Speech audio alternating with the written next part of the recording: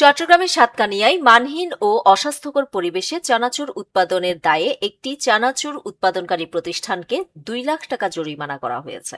আজ সোমবার সকাল ১১টার দিকে উপজেলার কেউচিয়া ইউনিয়নের দস্তিদারহাট এলাকায় অভিযান চালিয়ে এই জরিমানা করেন উপজেলা নির্বাহী কর্মকর্তা ও নির্বাহী ম্যাজিস্ট্রেট খন্দকার মাহমুদুল হাসান। তিনি বলেন, মানহীন ও অস্বাস্থ্যকর পরিবেশে চানাচুর, চিপস, মুড়ির মোয়া সহ বিভিন্ন শিশু খাদ্য উৎপাদনের অভিযোগে রফিক চানাচুর নামে একটি কারখানায় অভিযান পরিচালনা করা হয়েছে।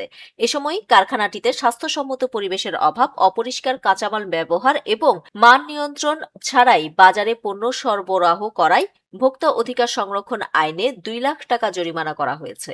অভিযানে সহযোগিতা করেন বাংলাদেশ সেনাবাহিনী ও স্যানিটারি ইন্সপেক্টর।